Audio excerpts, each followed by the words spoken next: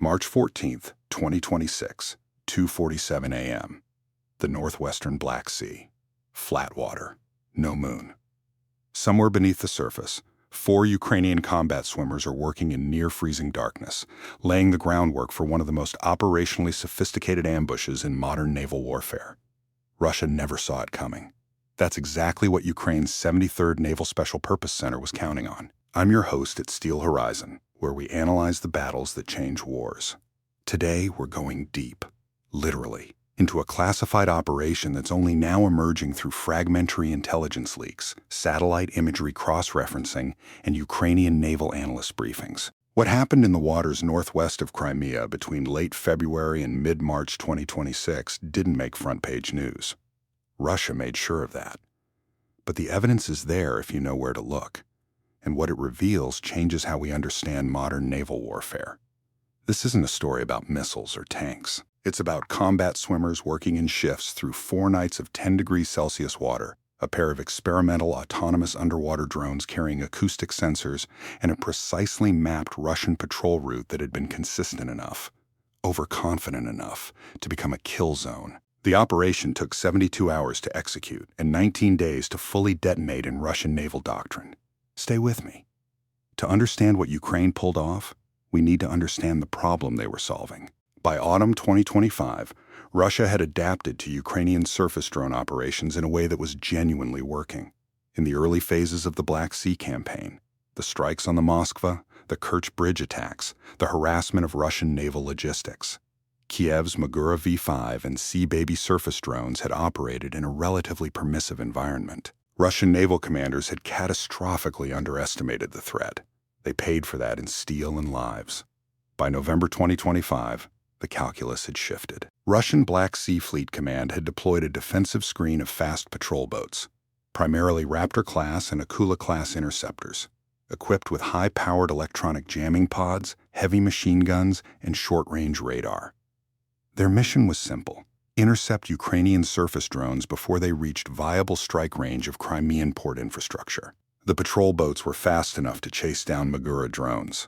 Their jamming pods could scramble command links, and their crews had gotten very good at it. Ukrainian surface drone operators running missions out of concealed launch sites along the western Black Sea coastline began noticing a pattern. Strike success rates, which had averaged above 60% in spring and summer 2025, dropped below 30% by December. The Russian patrol interdiction screen wasn't impenetrable, but it was consistent, and consistent patterns in modern warfare are vulnerabilities waiting to be found. Which weapon do you think posed the greater threat to Ukraine's Black Sea operations by late 2025? A. Russian electronic jamming. B. Patrol boat intercepts. C. S-400 air defense? Comment below with your answer. Ukrainian naval intelligence planners spent 3 months mapping Russian patrol patterns. Satellite imagery from commercial providers, cross-referenced with acoustic signature data gathered by Ukrainian reconnaissance assets, built a detailed picture. The Russian patrol boats weren't random. They were running a defined corridor, roughly 40 kilometers long, oriented northeast to southwest, between 2 buoy lines in the northwestern operational zone. The corridor had a choke point, a narrowing between the buoy lines where water depth dropped and where Russian crews consistently slowed to conduct radio check-ins with their shore coordination station. 3 months of observation. Consistent pattern. Choke point identified. The planning cell at the 73rd Naval Special Purpose Center began building what they internally called a layered barrier operation. The concept combined 2 separate Ukrainian capabilities that had never been used together. First, the Toloka TLK-150, Ukraine's domestically developed autonomous underwater drone. The TLK-150 had been publicly acknowledged as a development project in early 2025. But its operational deployment had been carefully obscured. The drone is approximately 5 meters long, propeller-driven, capable of operating at depths up to 50 meters, and equipped with a passive acoustic sensor array that can detect and track surface vessels at ranges up to 8 kilometers. 2 TLK-150S would serve as the operation's eyes. Real-time tracking of Russian patrol boat movements, feeding position data to Ukrainian operators via encrypted satellite uplink.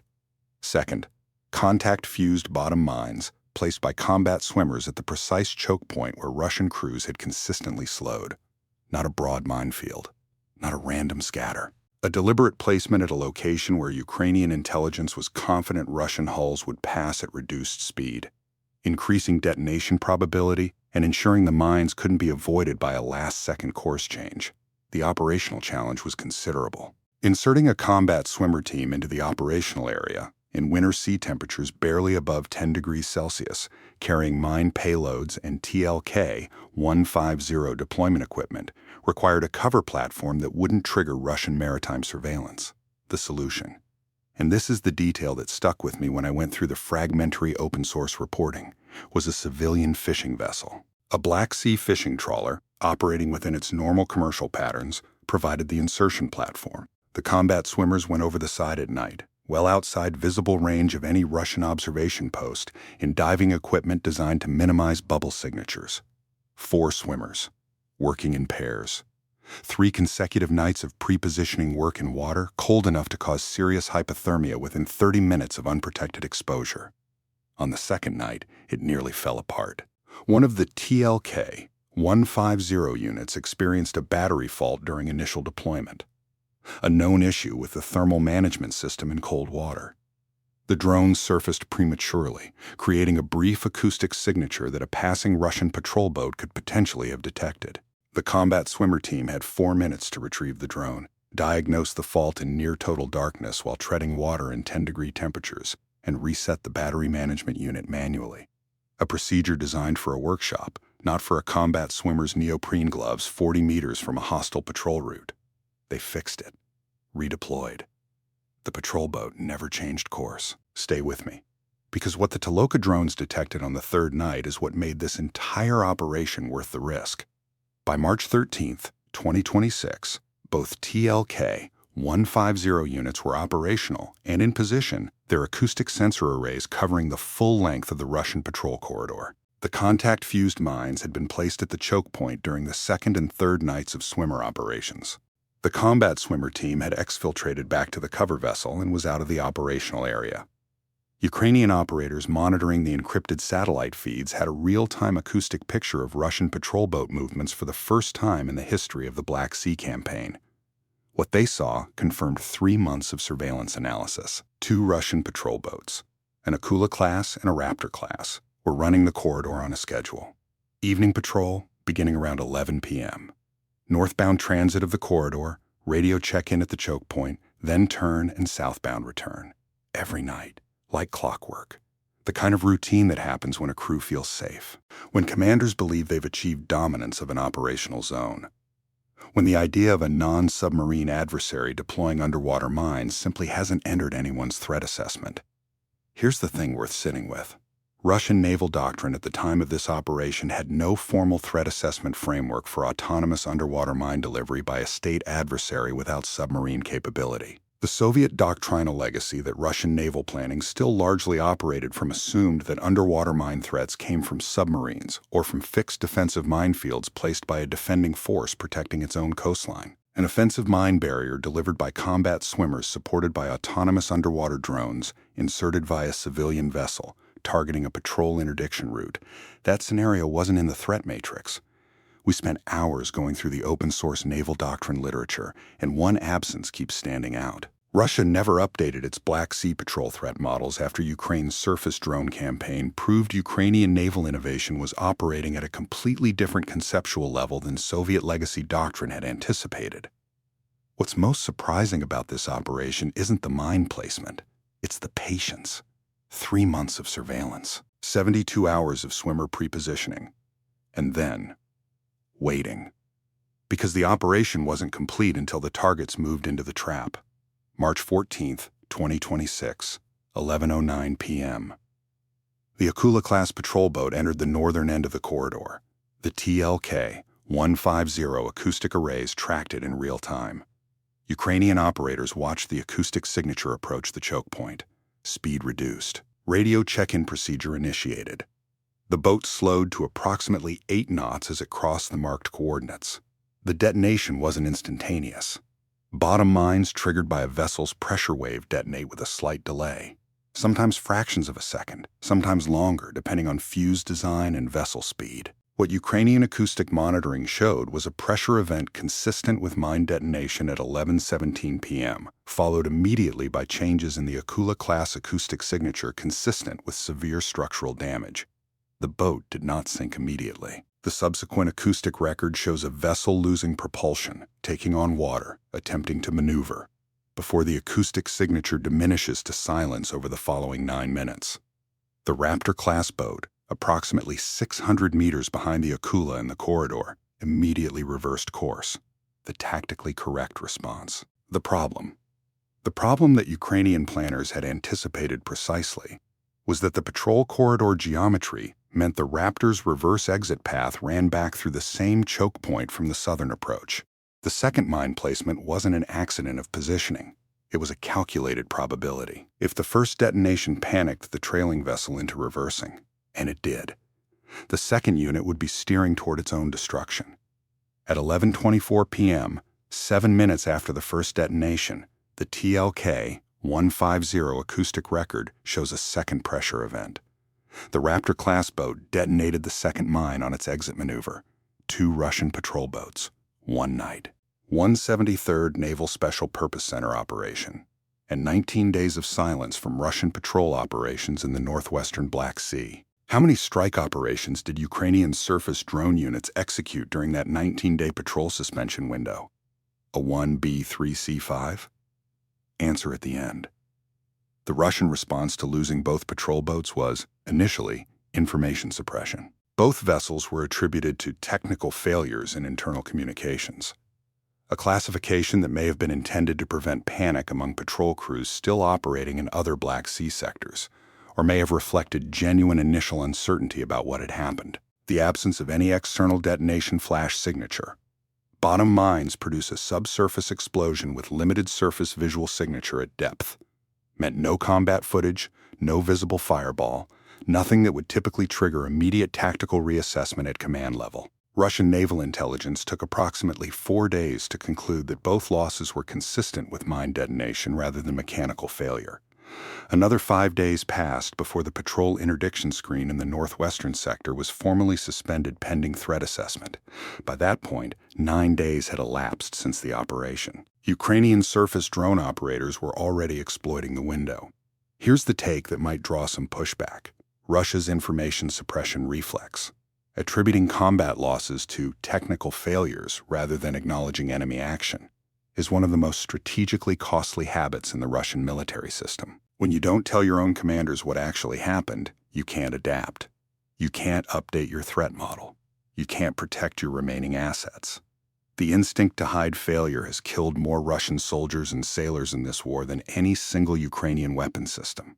Subscribe to Steel Horizon if you want to understand how modern warfare actually works, because the tactical lessons here go far beyond the Black Sea. During the 19-day suspension of Russian patrol operations in the northwestern sector, confirmed through satellite imagery analysis of patrol boat movement patterns cross-referenced with Ukrainian operational reporting, 3 major surface drone strikes against Crimean port infrastructure were successfully executed. Ukrainian Magura V5 and Sea Baby drones, operating without the patrol interdiction screen that had been suppressing strike success rates since November 2025, achieved a combined strike success rate significantly above the December baseline. The first operation, launched approximately 72 hours after the mine detonations, targeted fuel storage infrastructure at a Crimean port facility. Satellite imagery assessment confirmed significant fire damage. The second, launched on day 9 of the patrol suspension, targeted a logistics vessel in a protected harbor, a strike type that had been largely impossible during the peak of the patrol interdiction period. The third, on day 15, was a coordinated multi-drone package against shipyard repair infrastructure, the kind of target that requires sustained approach time that the patrol interdiction screen had previously made suicidal for surface drones. 3 strikes, 3 infrastructure targets, executed in a window that didn't exist before the 73rd's operation created it. The scale of what the 73rd achieved needs to be understood against what Ukraine actually had available. No dedicated mine warfare vessel, no submarine to deliver payloads with standoff distance, No naval aviation to provide overwatch during the swimmer insertion.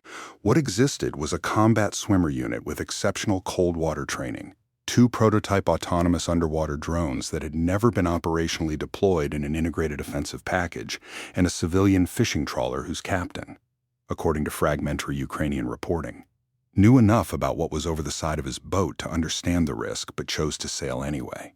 Ukrainian intelligence confirmed the patrol corridor geometry through 3 separate collection methods. Commercial satellite imagery provided surface observation of patrol boat movement patterns across a 90-day baseline. Acoustic data gathered by fixed Ukrainian monitoring assets, the specific nature of which remains classified, though their existence is confirmed by the detail of the targeting intelligence. Cross-reference the surface imagery with acoustic signatures to establish speed and depth profiles at different points in the corridor, and a network of civilian maritime contacts operating in the northwestern Black Sea, fishermen, coastal observers, commercial vessel crews, provided ground truth timing confirmation of patrol schedules. 3 independent collection streams converging on the same picture. That's not luck. That's a functioning intelligence architecture operating under wartime conditions against an adversary with sophisticated counterintelligence capabilities. The combat swimmer team that executed the pre-positioning work reportedly consisted of 6 individuals, 4 operating in rotation as the active swimmer pairs, 2 maintaining the cover vessel's operational security and monitoring the encrypted uplink from the TLK-150 units once deployed. The swimmers wore dry suits rated for extended cold water operations, but 10 degrees Celsius water still imposes hard physiological limits. Maximum effective dive time per rotation was estimated at approximately 90 minutes before core temperature degradation began affecting fine motor control. The kind of control you need when you're manually placing a contact-fused mine at a precise GPS coordinate on the seafloor in low visibility. 90 minutes per rotation. 3 nights. Multiple dives per night. The physical toll on those 6 individuals doesn't bear comfortable thinking about. Put yourself in the position of the Ukrainian naval planning cell that designed this operation. You're facing a patrol interdiction problem that has cut your strike success rate by more than half. You have no Navy in the traditional sense. No surface combatants, no submarines, no naval aviation. Your surface drones, which have already fundamentally rewritten Black Sea strategic geography, are being neutralized by a fast patrol boat screen that your drones can't outrun and can't survive contact with. What do you do? The answer Ukraine found wasn't to build a better surface drone. It was to remove the threat to surface drones entirely. Not with another surface system, with an underwater system that the threat had never been designed to defend against, delivered by combat swimmers from a platform the threat had never been trained to identify.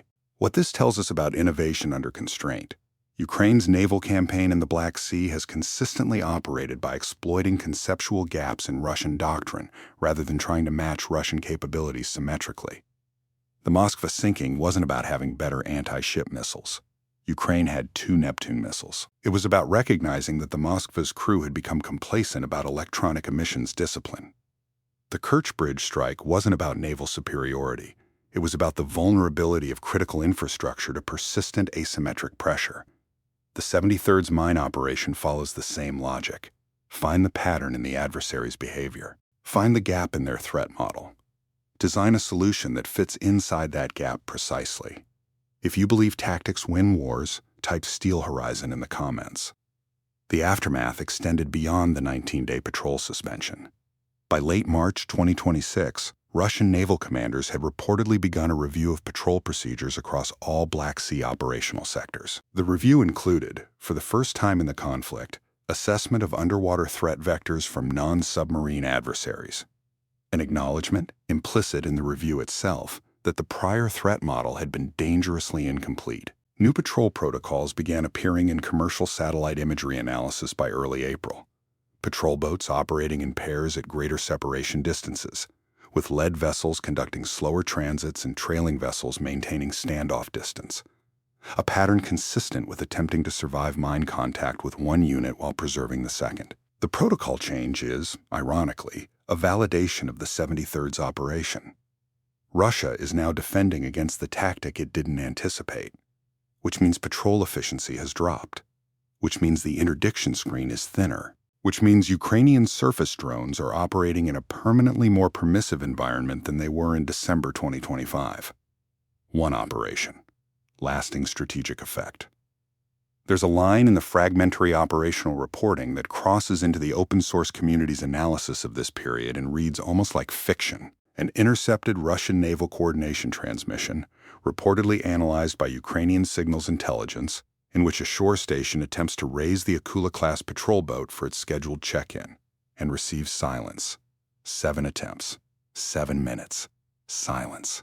The shore station logs it as a communications failure, requests the Raptor-class boat to establish visual contact with the Akula, and the Raptor-class boat, moving to comply, accelerates toward the coordinates, toward the southern approach of the choke point, and triggers the second mine on its compliance maneuver.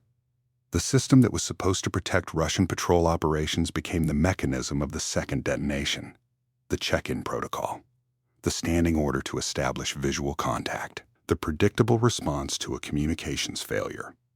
Ukraine didn't just mine the corridor. Ukraine mined the procedure.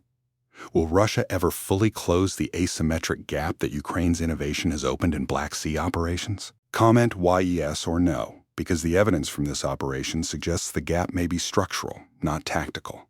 What would NATO have done differently with the same capability set? NATO member states with full submarine fleets would have executed a similar barrier operation differently. Conventional submarines, acoustic torpedoes, formal mine warfare doctrine. The 73rd Naval Special Purpose Center achieved comparable strategic effect with combat swimmers, civilian vessel cover, and 1 5-meter autonomous drones. Comment your analysis below. The northwestern Black Sea is quieter now. Russian patrol operations have never returned to their December 2025 tempo. The wreck of one Akula-class boat rests on the bottom of the patrol corridor, or so Ukrainian naval sources suggest in their more detailed background briefings. Russia hasn't acknowledged either loss publicly. The official position remains technical failures, which means the tactical lesson embedded in those wrecks has never been formally absorbed by Russian naval doctrine at the level where it might actually prevent the next mistake. Ukraine doesn't just use weapons. Ukraine invents new ways to fight, and in inventing them, forces adversaries to confront threat models they haven't built, against tactics they haven't studied, delivered from platforms they weren't watching. Real tactics. Real consequences. Steel horizon. Now, the quiz answer. How many major surface drone strike operations did Ukraine execute during the 19-day patrol suspension window? The answer is B, 3 operations. 3 coordinated strike packages against Crimean port and shipyard infrastructure, executed in the operational window created by the 73rd's mine barrier. Strike 1 on day 3, fuel storage infrastructure. Strike 2 on day 9, logistics, vessel targeting. Strike 3 on day 15, shipyard repair infrastructure. Each strike exploited the specific absence of the interdiction screen that had suppressed Ukrainian surface drone effectiveness since November 2025. The tactical lesson from this operation is precise and transferable. In modern warfare, the most efficient way to neutralize a defensive system is often not to attack it directly, but to attack the behavioral pattern the system depends on. Russian patrol boats couldn't be outrun by Ukrainian surface drones. They couldn't be directly engaged without Ukrainian naval aviation that doesn't exist. But they could be baited by their own procedures into a pre-positioned kill zone that their threat doctrine never told them to look for. Was the 72-hour pre-positioning timeline acceptable risk given the operational exposure it required? Could Russian maritime surveillance have detected the combat swimmer operations if different patrol protocols had been in place? And what would you have done differently if you were the Ukrainian planning officer running this operation, knowing that a single compromised swimmer or a single curious patrol boat could have ended the mission and lost the team? These are the questions that tactical planning cells work through in real time, under pressure, with incomplete information and imperfect assets. The 73rd's operation suggests they got the answers right. Subscribe to Steel Horizon, because we break down the battles that textbooks will study for decades. The patrol corridor is charted on Russian naval maps as a routine operational lane. It looks different now. On a Ukrainian analyst's satellite imagery printout, 2 small icons mark the choke point coordinates. The kind of quiet notation that means the position has been confirmed, the loss validated, the lesson cataloged.